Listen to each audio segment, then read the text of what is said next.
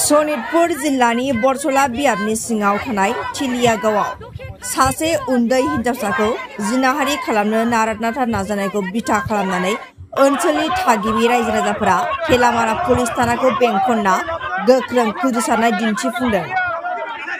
दिनै फुंबिलियाव थाखो 9आव फरायनाय सासे उन्दै हिनजावसाखौ स्कुल इउनिफर्मावनो जिनाहारि खालामनो नाजानाय गिख्रंथाव थासारिखौ लानानै ओनसोलनि थागिबि रायजो राजाफोरा गोख्रों फोजोबस्रांनाय दिन्थिफुंदों।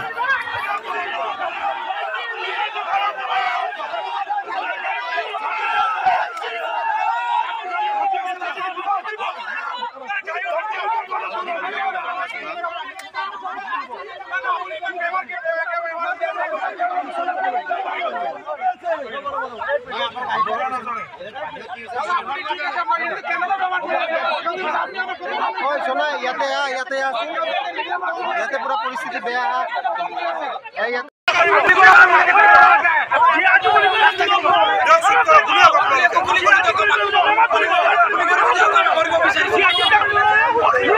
गुली मारी दियो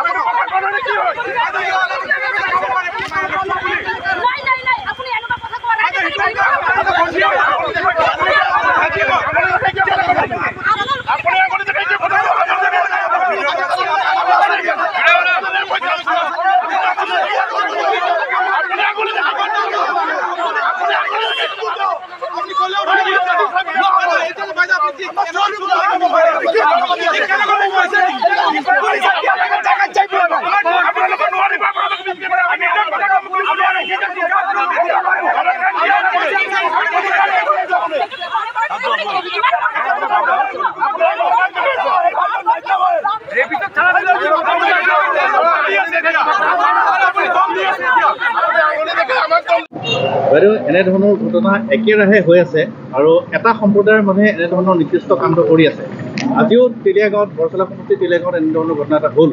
কি ক'ব পাৰিব? হয়, প্ৰথমতে আপোনালোকক ধন্যবাদ জনাইছোঁ। প্ৰথমতে যিটো কথা বাৰে বাৰে দোহাৰি আছোঁ, আজি কণ্টিনিউ 3 দিন হ'ল। যিহেতু এটা ওমেন চেলৰ অল আছামৰ গোৰ্খা কমিউনিটিৰ মই জেনেৰেল ছেক্ৰেটাৰী, সেইটো হিচাপত অসম গোৰ্খা সন্মিলনৰ নেতৃত্বত আমাৰ অসমখনত যেতিয়া আমি বসবাস কৰি আহিছোঁ, আমি সকলোৱে প্ৰতিটো জাতিৰ সমস্যাত আমি সদায় আছোঁ। আৰু ইয়াত আহিল নাৰী নিৰ্যাতনৰ ঘটনা, নাৰী ধৰ্ষণৰ ঘটনা, নাৰী বলৎকাৰৰ ঘটনা, আৰু কৰিছে একেটা সম্প্ৰদায়। কিবা যেন এটা চক্ৰই যেন এটা পৰিকল্পিতভাৱে ঘটনাখিনি কৰা যেন অনুমান হয়। মাজবাটৰ ঘটনাৰ যাওঁতেই ঢেকীয়াজুলিৰ আমাৰ আদিবাসী ছোৱালীৰ যিটো কাণ্ড, তাৰ পৰা আজি আমি আহিছিলোঁহে প্ৰতিবাদী কাৰ্যসূচীত। তাত এৱাৰনেছ মিটিং এখনত আমাকো আমন্ত্ৰণ জনাইছিল। তাত নিমন্ত্ৰণ দিয়াৰ কাৰণে গৈ মেলি তাৰ পৰা আহি থকা ক্ৰমতে আকৌ এই ঘটনাটো শুনি পালোঁ। প্ৰথমতে তীব্ৰ ভাষাৰে গৰিহণা দিছোঁ। একেবাৰে নিন্দনীয় আৰু পাশৱীয় কাৰ্য হৈছে এইবিলাক। আমাৰ ছোৱালীবিলাক আজি যদি আমাৰ ঘৰৰ চাৰিসীমাৰ ভিতৰতে যদি সিহঁতে সীমাবদ্ধ থাকিও যদি সুৰক্ষিত নহয়, আজিৰ ঘটনাটো যিটো তেলিয়া গাঁৱত হ'ল, ছোৱালীজনী নিজৰ ঘৰত আছে, নিজৰ পৰিসৰৰ ভিতৰত, অথচ যিটো সম্প্ৰদায়ৰ ব্যক্তিসকলে আজি যিটো ঘৃণনীয় কাণ্ড, গৰিহণা দিছোঁ, একেবাৰে নিন্দনীয় যিটো কাণ্ড কৰিলে। আৰু ইয়াৰ বাবে এতিয়া এই ঠেলামাৰা আৰক্ষী থানাত আহি আমি আমাৰ আৰক্ষীক অধীক্ষক যিসকল ইয়াত আছিল, ইনচাৰ্জ হিচাপে আহিছে মেম, তেখেতৰ লগত আমি প্ৰশাসনৰ লগত কথা পাতিছোঁ আৰু উচিত তদন্ত কৰি ন্যায় লাগে, কেৱল আমাক ন্যায় লাগে। আৰু এই ন্যায় লোৱাৰ ক্ষেত্ৰত কিন্তু আমি গোটেই অসমৰ জাতীয় দলীয় সংগঠনবিলাক একত্ৰিত হ'ব লাগিব, সংগঠিত হ'ব লাগিব আমি সকলো। ইয়াত কেৱল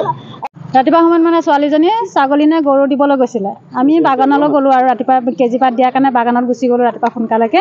ছোৱালীজনী বোলে এনেকৈ হেৰিলৈ কিবা ছাগলী নে গৰু লৈ গৈছিলে। তাই স্কুল যাবলৈ লৰালৰি কৰিছে, পৰীক্ষা আছিল আজি তাই। স্কুল যাবলৈ লৰালৰি কৰোঁতে তাই ছাগলীকেইটা দি আহি পেলাই মই মানে স্কুল যাম বুলি হেৰি কৰিছিলে। তাই ওলাই যাওঁতে ল'ৰাটোৱে মানে বাইক, সিও মানে সেই বাগানত বোলে পাত কাটিব আহিছিলে নে কিবা কৰিব আহিছিলে। তাৰপিছত ল'ৰাটোৱে এই লগৰীয়াটোক হেনো ফাঁকি দিলে, হেনো মই কেপি এটা আনিম গৈ বুলি হেনো কৈ পেলাই তাইক ছোৱালীজনীক হেনো আহি পেলাই এই ৰাস্তাতে মানে এনেকৈ পথাৰৰ ফালে যোৱা ৰাস্তাটোতে মানে তাইক বোলে হাতত ধৰি টানিছে। তাই বোলে কৈছে মই নাযাওঁ। সি বোলে কৈছে তই যদি মোৰ লগত নাযাওঁ তেতিয়াহ'লে তোৰ মাৰকো মাৰিম, বাপেৰকো মাৰিম, বোলে তোকো মই হেৰি কৰি লৈ যাম এনেকৈ বুলি কোৱাৰ কাৰণে ছোৱালীজনী ভয়তে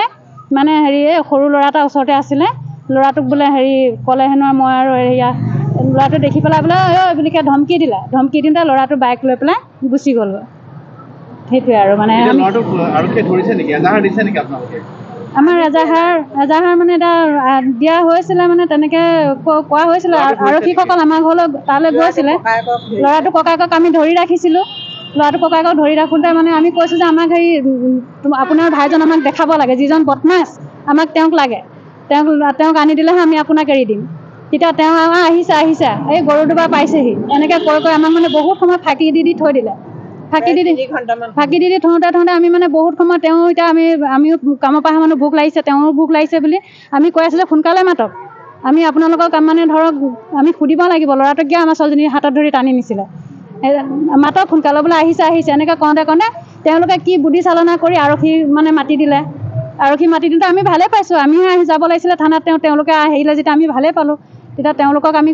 ক'লোঁ কথা কিছুমান যে এনেকুৱা কাৰণে এনেকুৱা হ'ল তেতিয়া আৰক্ষী এবাৰ আহি পেলাই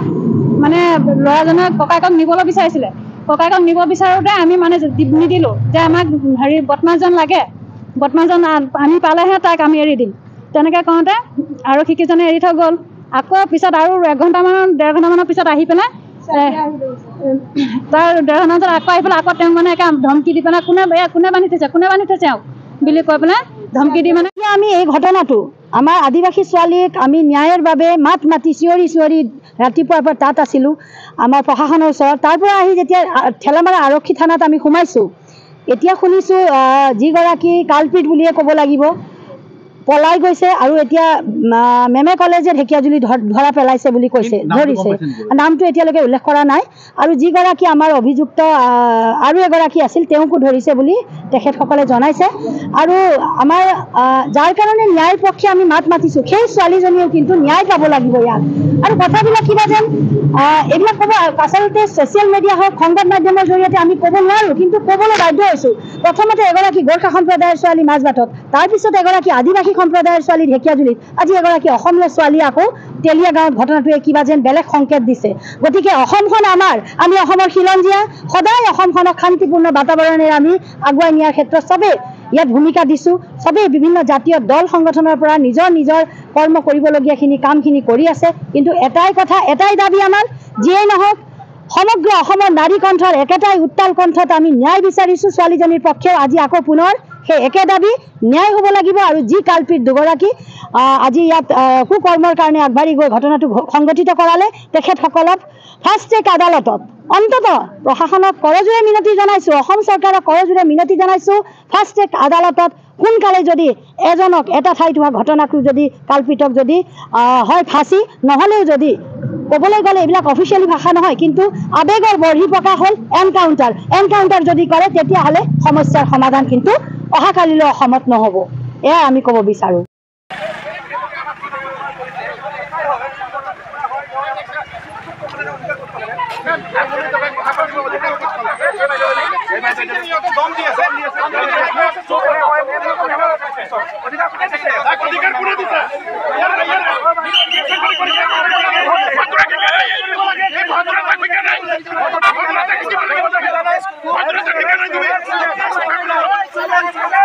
Thailand,